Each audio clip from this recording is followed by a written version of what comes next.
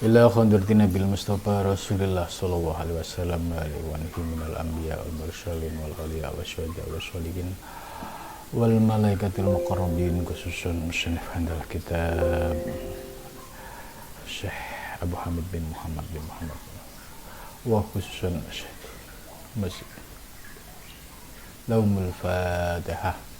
A'udzu billahi minasyaitonir rajim. Bismillahirrahmanirrahim. Alhamdulillahi rabbil alamin arrahmanir rahim maliki yaumiddin.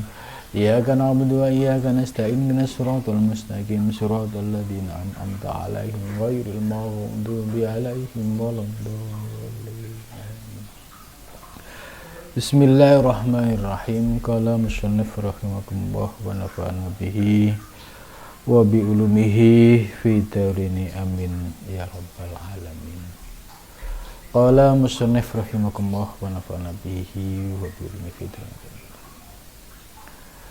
Malam ini kita akan melanjutkan kajian kitab Ihya Ulumuddin ya juz 2, membahas tentang birrul walidain ya, lanjutan dari pembahasan sebelumnya. Menurut Imam Ghazali ya, bahwa birrul walidain yang dilakukan oleh seorang anak kepada kedua orang tua itu ada beberapa hal yang harus diketahui, yaitu terkait dengan prioritas. Imam Ghazali menjelaskan inna an aksha'ahaduma an aksyarul ulama ala anna ta'atal abawaini wajibatun fis subhat. Ya, tentu yang paling wajib untuk ditaati yaitu ketika orang tua menyuruh kita untuk melaksanakan kewajiban-kewajiban agama ya, seperti menjalankan sholat, puasa, zakat. Kan ini termasuk hal-hal yang wajib itu. Begitu juga hal yang sunnah. Misalkan orang tua kita menyuruh melaksanakan puasa Senin Kemis yang sifatnya sunnah. Ya, kalau sunnah hukumnya ya tergantung dari kondisi dan keadaan. Jika memungkinkan untuk puasa ya dilanjut, tidak apa-apa, karena ini persoalan sunnah. Tapi yang ketiga ini terkait dengan yang subhat ya. Bagaimana kalau orang tua perintah kepada untuk melaksanakan yang subhat? Subhat itu sesuatu yang belum jelas hukumnya. Menurut Imam Ghazali bahwa melaksanakan ya perintah orang tua yang sifatnya subhat ya, belum jelas hukumnya, apakah itu halal atau haram, ini tidak apa-apa, karena nanti ada penjelasan dari Imam Ghazali ya, dari anna ta'atal abawaini wajibatun fis subhat, itu bahwa taat kepada abawain, kedua bapak ibu, di dalam masalah subhat itu juga wajib selama tidak haram ya. Kalau haram bagaimana? Haram ya tidak boleh. Terkait dengan perintah melakukan kemaksiatan juga tidak boleh, karena la ta'ata li makhlukin fi maksiatil khaliq. Jadi tidak boleh melakukan ketaatan terhadap makhluk terkait dengan maksiat kepada al-khaliq, kepada Allah Subhanahu wa taala. Ini. Nah, jadi kalau yang subhat ini masih diperbolehkan. Nah, nanti ada penjelasan menarik dari Imam Ghazali. Wa ilam tajid fil haramil mahdi, yang tidak boleh adalah mengikuti perintah yang terkait dengan haram mahdi. Haram mahdi itu ya haram yang murni ya. Contohnya ya seperti minum-minuman apa itu yang memabukkan, itu haram. Kemudian melakukan perintah yang terkait dengan larangan Allah ya, judi jelas haram, terus maksiat zina ya itu juga haram gitu. Ya, kalau yang begini nggak perlu ditaati ya. Ya kalau kita melihat beberapa fenomena ya di dunia saat ini itu banyak sekali ya kejadian-kejadian yang orang tua kadang memberikan perintah kepada anak, tanda kutip memaksa ya, untuk melakukan hal-hal yang diharamkan oleh Allah. Ya, bisa jadi anak melakukan karena takut, yang kedua karena tidak tahu hukumnya. Tapi kalau anak sudah tahu hukumnya ya bisa menyampaikan kebenaran ini kepada orang tuanya, bahwa yang haram-haram ini ya tidak boleh untuk dilaksanakan sekalipun itu perintah orang tua. Itu contoh lain, misalkan orang tua suruh menyembah berhala ya tidak perlu ditaati sekalipun orang tua, karena ini ketaatan yang berhadapan dengan larangan Allah. Maka tadi ada zona yang masih bisa untuk dilaksanakan oleh seorang anak, yaitu ketika perintahnya pada zona syubhat. Syubhat itu satu kondisi yang hukumnya belum jelas apakah itu haram, apakah itu halal. Jadi masih syubhat ini masih diperkenankan. Gitu. Sedangkan yang haram mahdi ya dilarang keras gitu, karena jelas ya la ta'ata li makhluqin li maksiatil khaliq. Tidak ada kewajiban taat kepada makhluk ya, ketika diperintah untuk melaksanakan maksiat kepada Khalik, pada Allah Subhanahu wa taala. Selanjutnya hatta idza kana yatanagosoni bin firodika anhuma ya. Ini satu contoh ketika misalkan kedua orang tua memerlukan kehadiran kita ya. Dalam hal apa? Yaitu bito'ami ya, untuk makan bersama.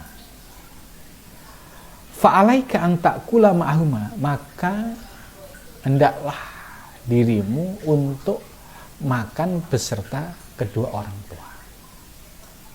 Ini maksudnya kalau ada orang tua yang ngajak makan bareng gitu. Makan bareng, atau kalau di kota ini ya ngajak makan malam lah gitu. Itu bagaimana sikap kita? Kalau tujuannya untuk menyenangkan hati kedua orang tua, ya ini akan lebih baik, karena orang tua ini akan merasa hatinya plong ya kalau saat makan bersama itu ada anaknya. Gitu. Maka di sini menurut Imam Ghazali bahwa ketika kondisi seperti ini, ya, orang tua menghendaki kehadiran kita hanya sekedar untuk makan malam, maka fa'alaika an ta'kula ma'ahuma, ya, wajib bagi seorang anak untuk ya makan bareng beserta kedua orang tuanya gitu. Jadi ini yang perlu ya kelembutan hati dan perasaan dari seorang anak. Li'anna tarka syubhat, nah ini waraun gitu. Ini alasan Imam Ghazali kenapa tadi dalam hal-hal syubhat ya artinya tanda kutip kok masih diperkenankan selama tidak pada hal yang haram. Karena syubhat itu, meninggalkan syubhat itu kelasnya adalah kelas orang yang waro. Waro itu ya kelasnya para sufi yang sudah menengah atau yang sudah muntahi, itu yang disebut waro. Tapi kalau bagi anak-anak yang masih pemula atau masih awam, ya tentu ini belum menjadi sebuah keharusan dan prioritas. Gitu. Maka harus dibedakan karena li'anna tarka syubhat waraun. Ya. Bagi para sufi yang sudah dalam tahap muntahi, ya, meninggalkan syubhat itu merupakan sikap warok. Ya, contoh misalkan sikap warok, ya, ini yang contoh-contoh dalam dunia sekarang, ya, bagaimana praktek warok para sufi di dunia saat ini. Contoh, ya pernah ada seorang kiai, ya, beliau masih ada. Pada saat beliau menyuruh santrinya mendatangi sebuah undangan di kementerian, itu gurunya pesan, ya, kalau nanti dikasih amplop tanya apakah dari APBN atau dari Pak Menteri sendiri. Nah, ternyata ini dibuktikan oleh murid. Ketika muridnya selesai acara dapat amplop, ya sesuai standar di kementerian itu kan selalu ada honor buat peserta. Nah, murid ini berpegang teguh dengan perintah sang guru. Beliau menyampaikan kepada Pak Menteri, apakah ini dari anggaran APBN atau dari Pak Menteri sendiri? Oh, ini ya anggaran APBN karena ini kan kegiatan kementerian. Oh, maaf Pak Menteri, kalau ini saya nggak menerima karena pesan guru saya baru diizinkan kalau dananya dari Pak Menteri sendiri. Nah, gitu. Akhirnya ya amplop dikembaliin, terus pamit. Akhirnya Pak Menteri yang bingung. Nah, kemudian nyari ATM untuk mengganti, ya, dengan dana sendiri dari Pak Menteri. Ini satu contoh bahwa ini praktek warok, ya, praktek warok. Bagi para sufi yang kalangan muntahi, ya ini sudah menjadi sikap warok. Tapi kalau bagi para murid pemula itu, ya tentu belum sampai pada tahapan itu. Yang penting tidak pada persoalan atau masalah yang jelas-jelas hukumnya itu haram. Contoh misalkan ada dana yang jelas sumbernya itu tidak halal, ya ini ya harus ditolak gitu. Tapi kalau yang tingkatannya warok, ya sekalipun prosedurnya itu ya standar normal, tapi karena ada sifat warok tadi itu nggak mau menerima gitu. Nah, inilah perbedaan kelas makom. Ya, oleh Imam Ghazali, ya ini dipilah. Kalau seorang anak hanya sekedar menjalankan yang subhat tadi sebagai bagian dari untuk birrul walidain, itu nggak apa-apa. Nah, itu ya kecuali kalau orang tuanya anaknya ini sudah sampai pada tahapan warok, tentu ini tidak akan terjadi. Tapi kalau untuk kalangan umum, ya tentu ini masih ditolerir gitu. Nah, kenapa Imam Ghazali memberikan argumentasi demikian? Karena waridul walidaini, dan bermula ridhonya kedua orang tua hatmun, itu wajib. Nah, ini yang menjelaskan soal argumentasi Imam Ghazali tadi, bahwa anak diperintah melaksanakan yang persoalan subhat, ya itu masih diizinkan, diperkenankan. Karena apa? Karena anak mencari ridho kedua orang tua itu hukumnya wajib. Maka kalau dalam rangka untuk mencari ridho kedua orang tua itu wajib, ya ini kalau hanya yang subhat, yang status hukumnya ya masih tidak sampai pada tingkatan haram, ya yaitu masih ditolerir, diperkenankan.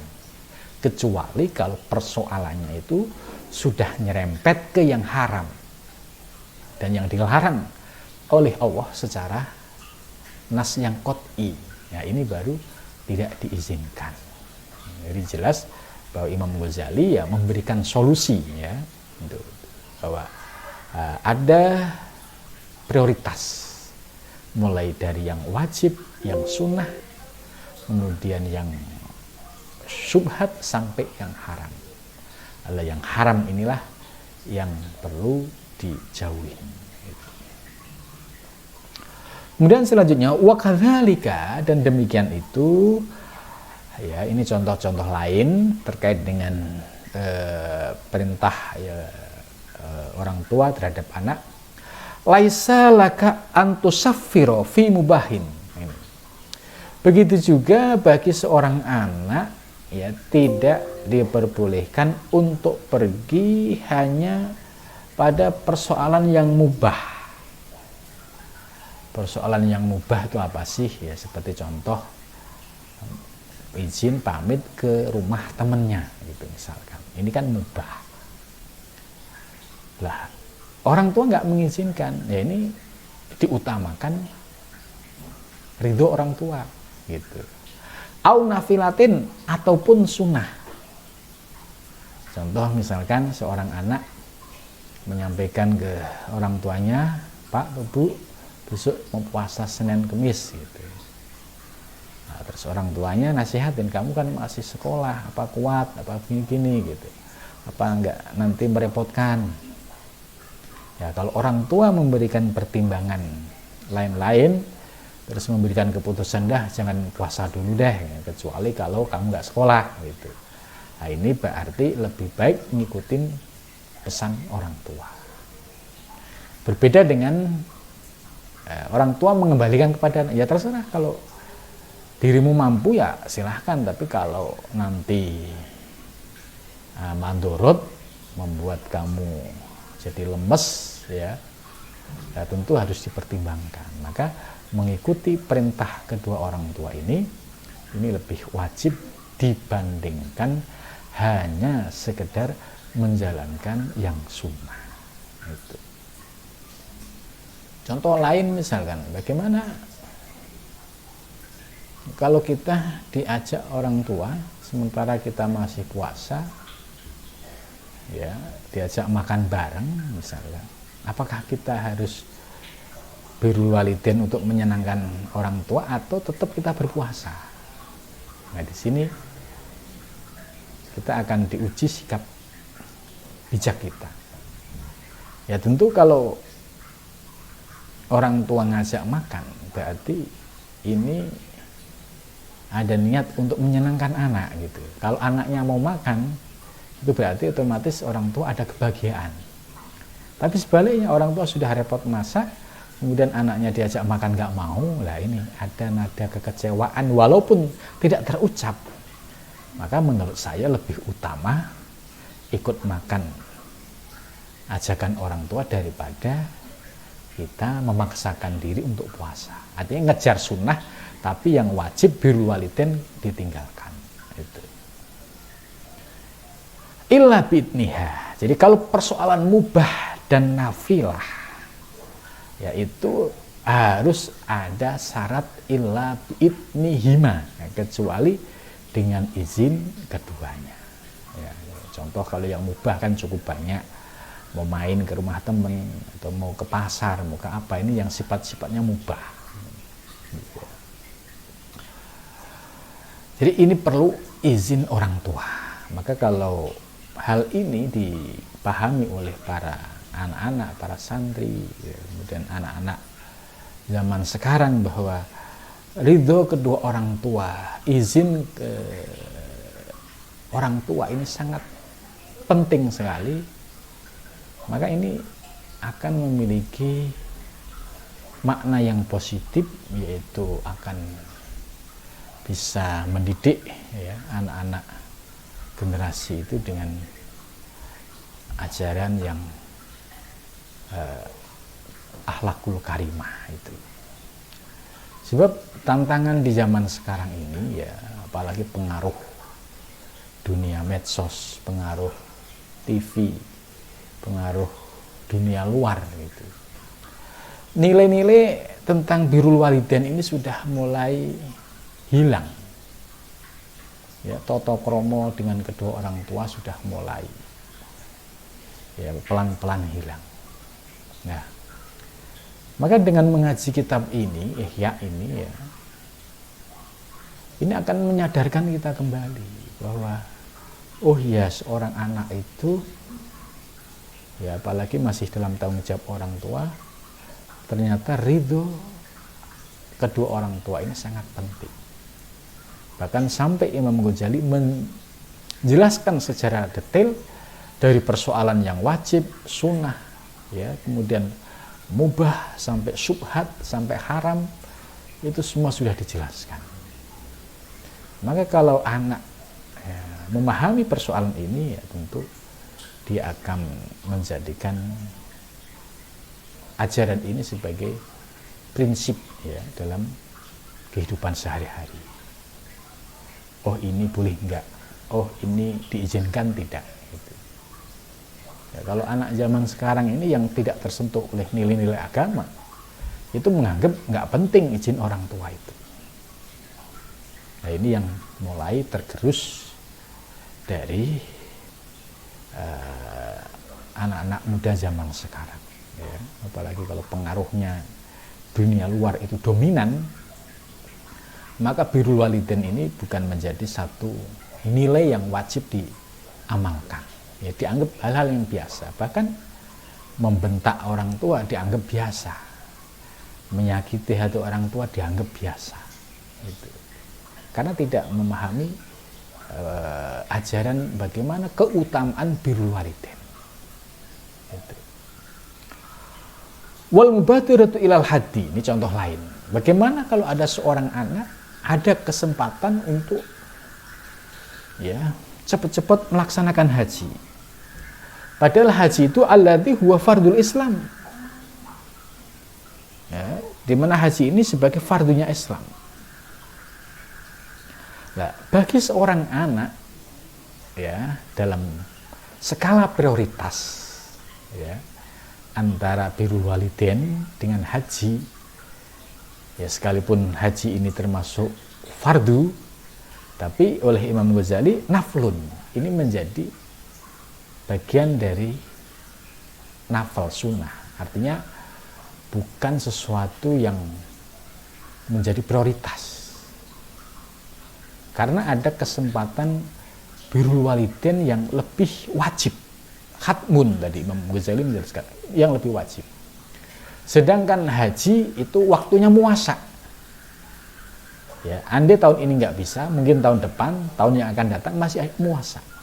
Tapi kalau ketika ada situasi yang orang tua itu wajib, yang orang tua itu menghendaki kehadiran kita, ya maka istilahnya menunda haji itu lebih baik daripada memaksakan haji tapi tidak mendapatkan ridho lahir batinnya dari kedua orang tua. Nah, ini. Padahal kan kalau dari sisi agama ini kan haji kan wajib gitu. Tapi kalau dia masih muda, waktunya masih muasa, sementara orang tuanya ini sangat membutuhkan kehadiran anak, bisa sebagai contoh orang tua ini dalam keadaan sakit keras gitu. Kemudian perlu support dukungan anak, karena anak ini yang istilahnya mulosoro atau yang rawat gitu, tiba-tiba ditinggal haji. Ya bisa jadi hajinya selesai tapi mabrurnya kosong, sebab meninggalkan yang wajib, ya wajib tadi birrul walidain, ya, sekalipun dalam melaksanakan haji itu juga wajib dari sisi rukun Islam, tapi sebagai anak dengan orang tua itu ada prioritasnya tadi. Maka lebih utama birrul walidain daripada melaksanakan ya haji, tapi tadi dengan catatan ada waktu yang muasa. Jadi seandainya tidak berangkat sekarang, tahunnya akan masih bisa. Gitu. Jadi ada skala prioritasnya. Nah, bagaimana kalau anak tadi? Anak ini memaksa, tetap memilih haji karena dianggap ini fardu gitu kan. Tapi orang tua hatinya tidak ridho karena kondisi di rumahnya nggak ada orang, hanya anak ini. Nah ini yang bisa jadi tadi haji secara rukun syariatnya bisa terpenuhi, tapi ridho Allah tidak turun. Sebab apa? Ridho kedua orang tua tidak turun, maka sulit untuk mencapai haji yang mabrur karena tidak ada ridho kedua orang tua. Li'annahu ala ta'khir gitu. Ini alasan Imam Ghazali. Karena bisa dilaksanakan ala ta'khir, nanti masih bisa gitu. Tapi kalau birrul walidain tadi kasusnya, contohnya misalkan orang tua sedang sakit, dia anak satu-satunya tuh nggak ada yang bisa dimintain tolong. Nah ini bagaimana kesedihan orang tua kalau ditinggalkan gitu. Kemudian selanjutnya ya itu, jadi dengan ngaji seperti ini akhirnya kita dapat ilmu, dapat pencerahan. Oh iya, prioritas-prioritas seperti ini penting. Sebab jangan sampai kita ibadah, kita ngaji, kita nampaknya ibadah, taat, tapi sesungguhnya kita lupa kuncinya. Kita mengabaikan ridho kedua orang tua. Gitu. Apalagi haji itu membutuhkan waktu perjalanan yang cukup panjang. Maka ridho kedua orang tua ini akan menjadi kunci. Tapi sebaliknya kalau anak mendapatkan ridho kedua orang tua, itu ridho Allah itu benar-benar nyata, turun. Akan diberikan kemudahan-kemudahan yang di luar kemampuan dirinya. Itu sebab apa? Sebab ada ridho kedua orang tua. Tapi kalau ada anak yang melakukan sebuah ibadah tidak mendapatkan ridho kedua orang tua, pasti akan banyak menemukan kendala di lapangan. Karena ridho Allah tergantung ridho kedua orang tua, ini kunci. Ya. Selanjutnya wal khuruj li talabil ilmi naflun. Ya. Wal khuruj dan keluar li talabil ilmi untuk mencari ilmu naflun juga sunnah. Ini maksudnya ya, kalau misalkan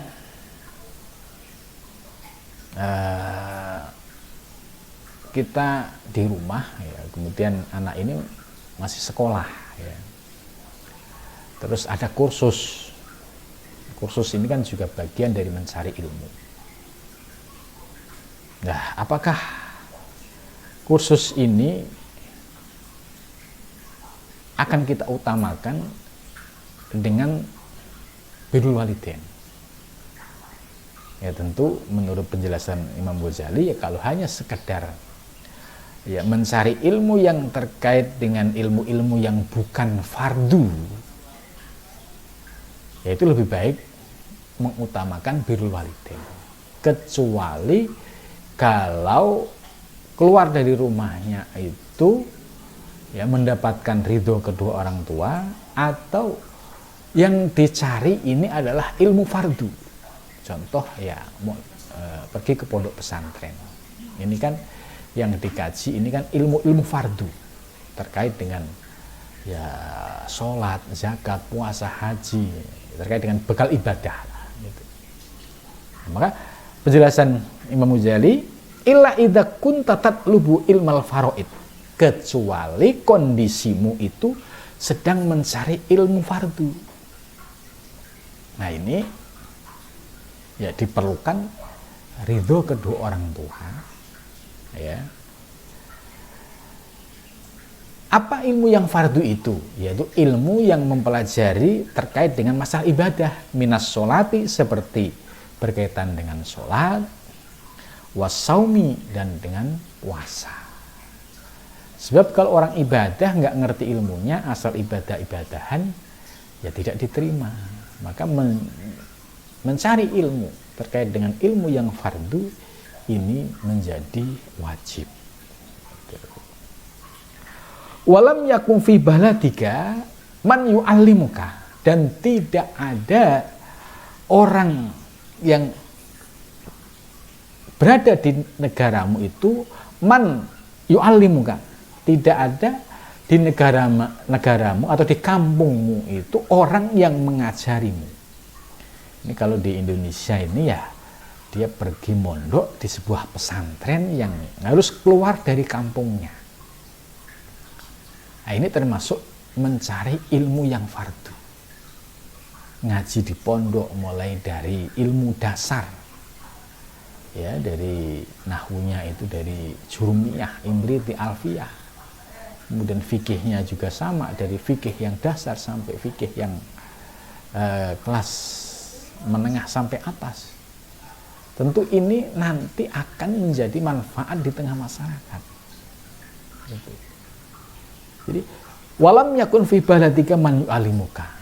Ya, andai di kampungmu itu sudah tidak ada orang yang mengajarimu, maka kamu belajar dari keluar kampung itu ya diperbolehkan. Itu berbeda dengan di kampungmu itu ada pesantren, ya, sistemnya bagus. Nah, di situ ada kesempatan satu birrul walidain, dua mencari ilmu. Ya kalau di kampungnya ada seperti itu, ya oke, nggak ada masalah. Tapi kalau nggak ada sama sekali orang yang ngajari soal ilmu di pesantren, maka al-khuruj, ya, keluar dari rumah untuk mencari ilmu, ini tidak apa-apa, ya. Wadzalika, ada demikian itu kaman yusallimu ibtidaan fi baladin, ya, begitu juga seperti orang yang memberikan salam ibtidaan, permulaan, fi baladin, di sebuah negara, laisa fiha, tidak ada di dalamnya man yu'allimu syar'ul Islam. Di dalam negara tersebut, atau kalau dulu balad ini kan konteksnya dulu zaman kitab ini ditulis ini kan model negaranya kan masih model dinasti, ya, Abbasiyah ini kalau nggak salah, zaman Imam Ghazali. Sekarang negara pengertiannya itu sudah menjadi nation state, ya, negara bangsa. Balad bisa jadi dulu itu ya sebuah kampung itu bisa menjadi balad. Itu, maka makna balad ini ya harus disesuaikan dengan situasi. Kalau balad tentu di Indonesia tidak masuk karena di banyak wilayah, ya, kita temukan pesantren-pesantren besar yang cukup, ya, memiliki sistem kurikulum yang sangat bagus, gitu. Tidak sampai harus keluar. Ya, kecuali kalau sudah tamat ilmu-ilmu di pesantren di Indonesia, ya, kemudian ingin meneruskan ke luar negeri. Nah, ini berarti baru fi baladika laisa fiha man yu'allimuhu syar'ul Islam. Jadi ingin melanjutkan misalkan S2, S3 di luar negeri, ya ini fa'alaihi hijrah, maka hendaklah bagi anak tersebut untuk hijrah, yaitu ke negara yang dituju. Ini kalau ilmunya ulama-ulama di negara ini sudah istilahnya dipelajari semua. Jadi ingin meningkatkan kepada tahapan ilmu yang lebih tinggi, yaitu dipersilahkan. Tapi kalau ilmu ulama di kampungnya saja nggak dipelajari, terus pengen keluar, nah ini namanya, ini istilahnya dia tidak mau mengaji di lingkungannya tapi punya keinginan untuk keluar. Nah, ini yang tidak diperkenankan yang seperti ini. Sebab di daerahnya masih ada, di negaranya masih ada. Kecuali kalau sudah tidak ada, maka diperbolehkan untuk hijrah. Ya, hijrah di sini pengertiannya adalah untuk mencari ilmu di mana di sana ada ulama-ulama besar. Kalau kita lihat, ya, perjalanan para ulama-ulama terdahulu, ya, seperti zaman-zaman Imam Ghazali, ya, kemudian Syekh Muhyiddin Ibn Arabi. Ini kalau kita lihat zaman itu kan abad 12-13, ya. Imam Ghazali ini kan aslinya dari Iran. Karena pusat keilmuan itu ada di Baghdad, ya beliau hijrah ke Baghdad. Gitu. Begitu juga ya, Syekh Muhyiddin Ibnu Arabi, beliau tinggal di Mursia, Andalusia, masuk wilayah Andalusia dulu. Karena pusat ilmu, pusat ulama itu ada di wilayah ya wilayah Timur Tengah gitu ya, maka beliau hijrah. Tapi Ibnu Arabi ini setelah menuntaskan semua ilmu yang ada di para ulama di Andalusia. Jadi Ibnu Arabi sebelum hijrah keluar itu ilmu para kiai, para masyayikh, bahkan dua wanita yang dikenal sebagai guru spiritualnya, ya, dikenal sebagai istilahnya pembimbing rohaninya, itu juga ada di wilayah Andalusia. Nah, setelah itu selesai semua, baru Ibnu Arabi itu hijrah ya, keluar dari Maroko sampai ke Baghdad, sampai ke Mekah, Madinah, sampai ke Syam, sampai ke Turki gitu. Jadi kita bisa membayangkan bagaimana rihlah ilmiah para ulama-ulama terdahulu. Pada zaman itu belum ada kendaraan seperti sekarang. Ya, kita bisa membayangkan dari Spanyol ya ke Turki, ke Baghdad, ke Mekah, ke Syam, ya, Suriah ini kan jarak tempuhnya kan cukup jauh sekali. Tapi ini menunjukkan bahwa Ibnu Arabi ya seorang ulama yang luar biasa, semangat dalam thalabul ilminya. Tapi apa yang dilakukan oleh Imam Ghazali enggak sesuai dengan apa yang diajarkan oleh maksud apa yang dilakukan oleh Ibnu Arabi itu sesuai dengan apa yang diajarkan oleh Imam Ghazali. Artinya ilmunya ulama-ulama di kampungnya, di negaranya itu sudah dipelajari semua, kemudian ada kekurangan, masih ada himmah untuk mencari ilmu-ilmu yang lain, akhirnya beliau hijrah dari kampung kelahiran. Gitu. Nah, tentu ini menjadi inspirasi ya bagi anak-anak zaman sekarang ya, jangan sampai ya merasa cukup ya belajar, tentu harus mengikuti apa yang disampaikan oleh Imam Ghazali tadi. Jadi ilmu-ilmu yang ada di sekeliling kita ya, ketika masih ada ulama, ada kiai yang mengajarkan, ya ilmu itu dihabiskan dulu. Kalau sudah habis, istilahnya sudah dikaji semua ilmunya, masih ada kurang, nggak bolehlah untuk hijrah ke tempat lain. Gitu. Jadi ada tahapan-tahapannya. Jangan sampai di kampungnya masih banyak ulama dan masih banyak kitab yang belum dia pahami, dikaji, tiba-tiba hanya pengen semangat jalan-jalan mencari ulama di luar. Gitu. Nah, ini yang tidak sesuai dengan apa yang disampaikan oleh Imam Ghazali tadi.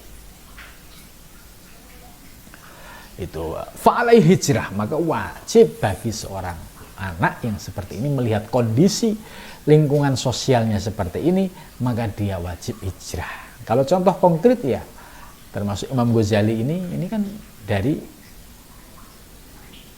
ya, dari Iran. Beliau hijrah ke Baghdad. Itu. Kemudian akhir hayatnya terus dari Baghdad beliau ke Syam, Damaskus. Ngarang Ihya ini di Masjid Damaskus. Setelah Damaskus kemudian beliau kembali ke kampungnya atau sampai hingga wafat. Itu.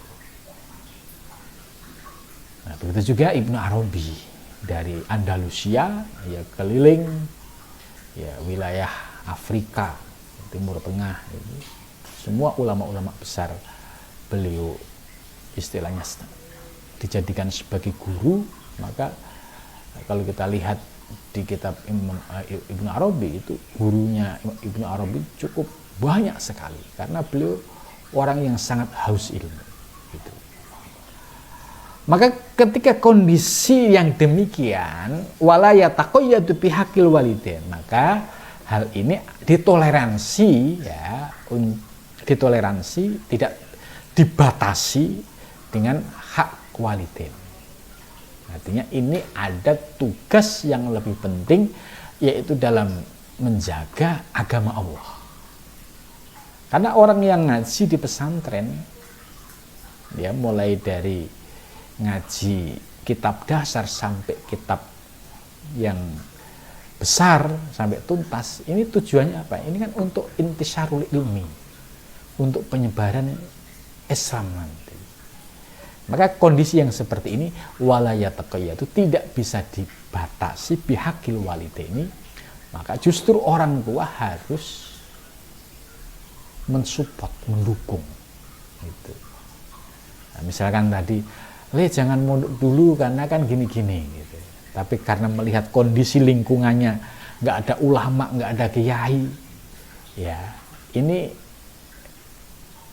ya diperbolehkan untuk mengutamakan dia mondok ngaji. Karena apa? Karena ada misi besar yang diemban, yaitu untuk intisarul Islam, menyebarkan Islam, ya, setelah dia menguasai ilmu-ilmu di pesantren nanti. Gitu. Maka di sini ada batasan-batasan yang perlu dipahami. Misalkan dia sudah mondok, tapi mondoknya belum khatam ilmunya, tapi orangnya sudah minta, orang tua sudah minta usul pulang. Nah, ini seandainya anak ini nuntaskan ilmu, ini nggak apa-apa. Ini wala yataqayyadu bihaqil walidain. Itu. Nah, jadi Imam Ghazali cukup jelas bagaimana mengajarkan kepada kita, ya, generasi-generasi zaman sekarang itu dalam memprioritaskan, ya, birrul walidain itu mulai dari yang sunnah, kemudian yang wajib, kemudian yang syubhat, ya, kemudian sampai hal-hal yang halal dan haram sudah dijelaskan secara detail. Itu. Maka terkait dengan penjelasan ini cukup memberikan, ya, pencerahan, ya, bagi kita semua, khususnya yang kita selama ini jauh dari ajaran-ajaran ilmu tasawuf ini. Mudah-mudahan apa yang disampaikan oleh Imam Ghazali dapat kita amalkan dalam kehidupan sehari-hari. Wassalamualaikum warahmatullahi wabarakatuh.